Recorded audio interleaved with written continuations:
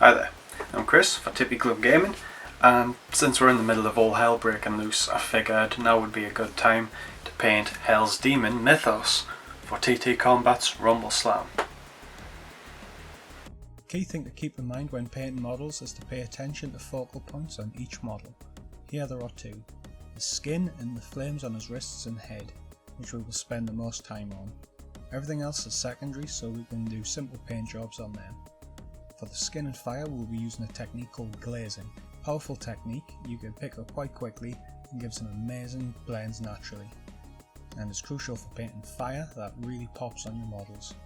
When you see the end result, I'm sure you'll agree it's a technique you'll want to use as much as possible. Starting off the painting, we will want to undercoat the model. I've used a cheap grey spray paint I got at my local cheap stuff shop. Really, you could also opt to just spray red and skip the next step if you are painting an army of Khorne demons or hundreds of Mythos for some mad reason. So we are now going to paint the skin, which is going to be painted with Mythos red, not Khorne red. Now, if you want to have a darker red skin, by all means use Khorne red, but I like the lighter red of Mythos red for my mid-tone, which this step will create. I have a homemade wet palette here, which I'm going to add the Mythos red to. Just a couple brushes should do the trick, and we also want to thin it down a little with either some flow improver or water. Now, we don't want the paint to be too thick or we'll lose some of the detail of the model. It's a lot easier to add paint than it is to take it off.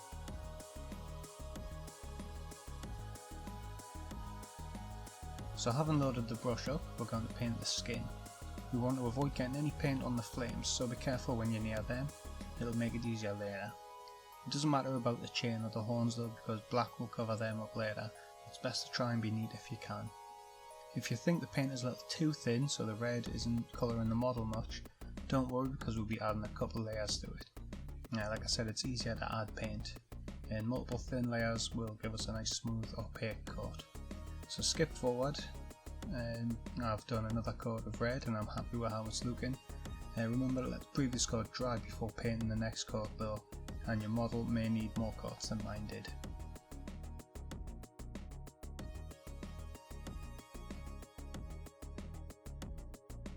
So once the base coat is complete and dry, we can move on to the next step, which is glazing in the shadows.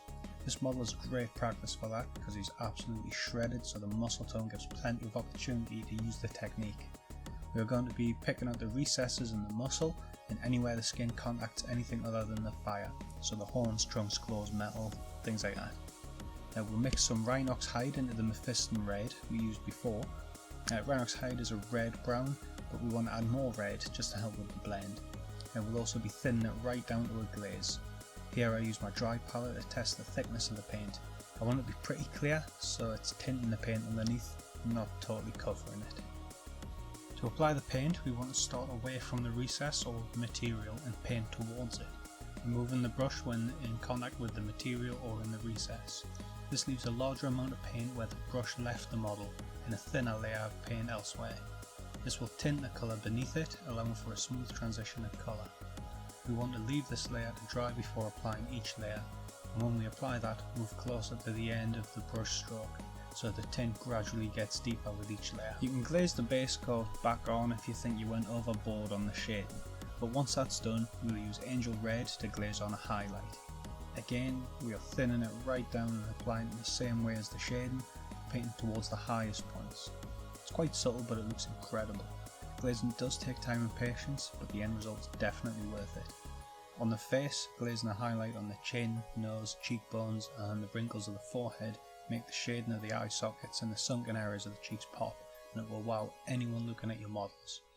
And with this model being covered in flames, the contrast is incredible.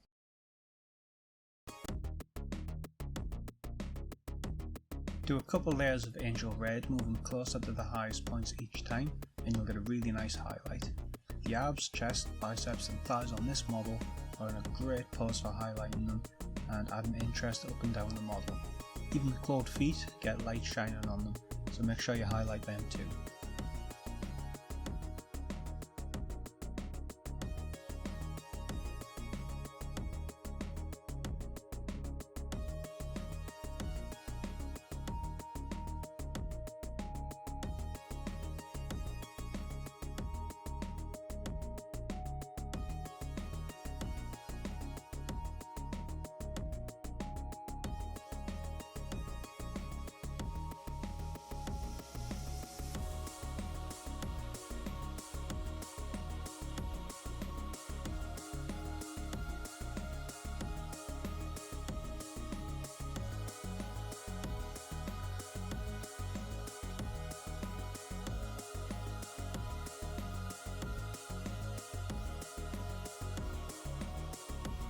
highlights are the end of painting the skin, and once they are dried, I'm sure you'll think your model's looking awesome.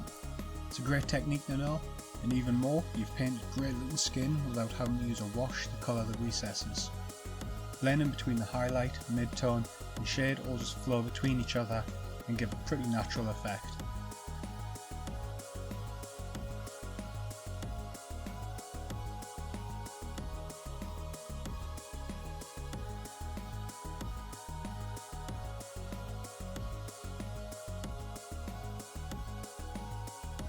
Next on the model, we're painting the fire. Fire is a strange one to paint as we're starting from the lightest colour up to the darkest colour, rather than the other way around when you're layer painting, or from the mid-tone like we just did with glazing the skin. For fire, it's important to remember the order of the colours. White at the bottom, then yellow, orange, red, black for smoke. For a base coat, we're going to be preparing the tones for the rest of the colours by mixing an off-white. I've used a light grey called NORAD Aircraft Grey and white Scar.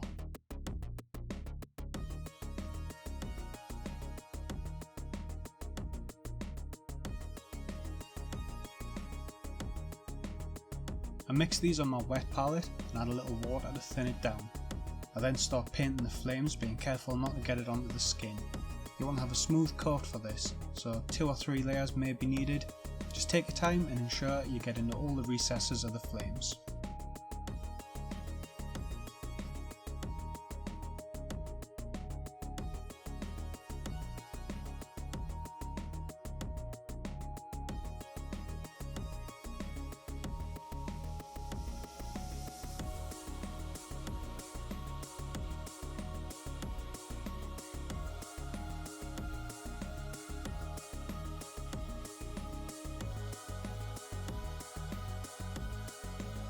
After your base layer is dry, take your white of choice, I use Scar White again, and paint the highest points of the flame tendrils. When it comes to glazing over the flames, the highlighting is really going to make it pop.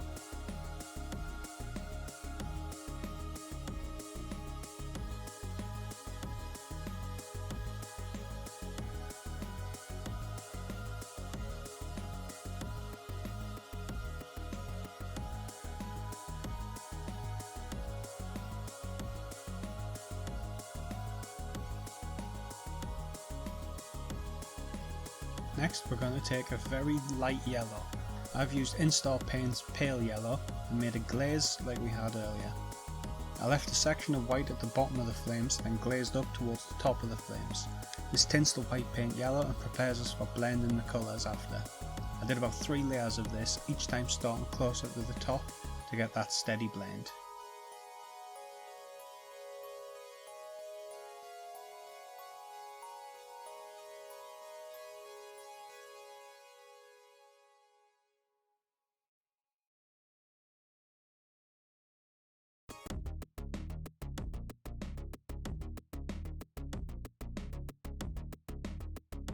Next I make a glaze from a mixture of pale yellow and flame orange.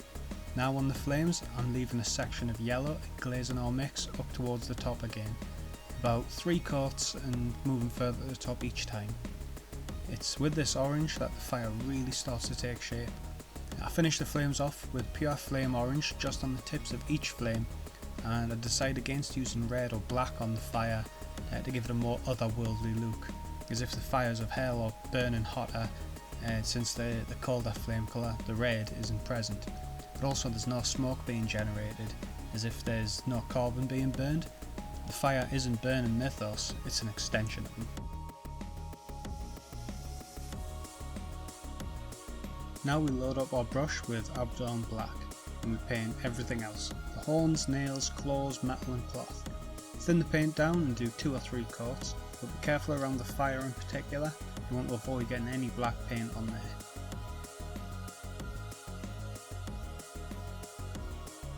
Once the black paint is dry, we'll take the red Rhinox hide mix we used on the skin for shading and paint the tips of the knee pads, the nails and claws, and sections of the horns as well.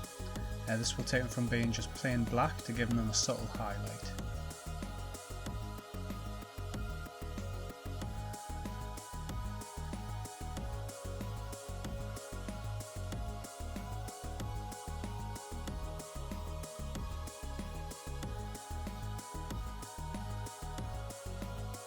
paint the metal, including the design on Mythos' trunks, we'll take Balthazar Gold and paint it in, being careful on the chain to avoid getting paint on the skin.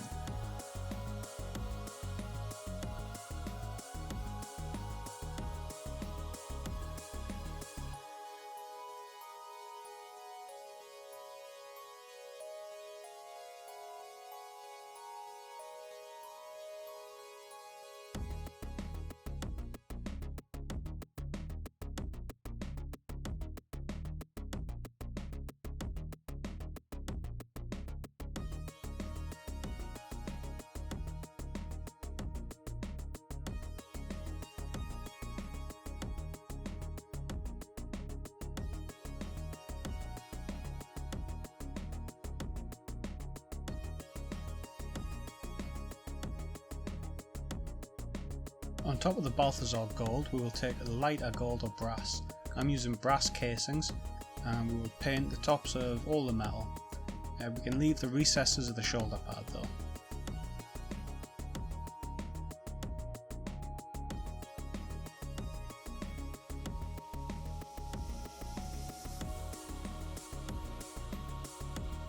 Using the dark sepia wash, we then wash all over the metal we've painted. Getting into the recesses of the shoulder pad really brings out the highlights.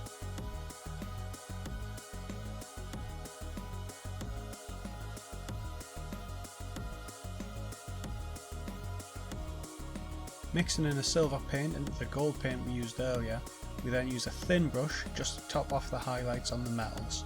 On the spiked ankle cuffs, I just apply this to the top rim and to the tops of the spikes.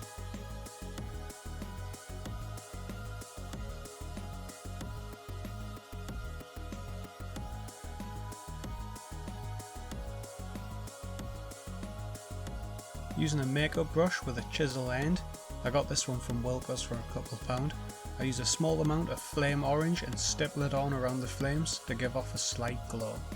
This is a quick and easy way to do object source lighting or OSL, and it's just a way to take the model a step further, but don't feel like you have to do this step. This video can help paint not just Mythos but any big red demons you have in your games. Be sure to like, subscribe, comment below what you think of the techniques used in the video.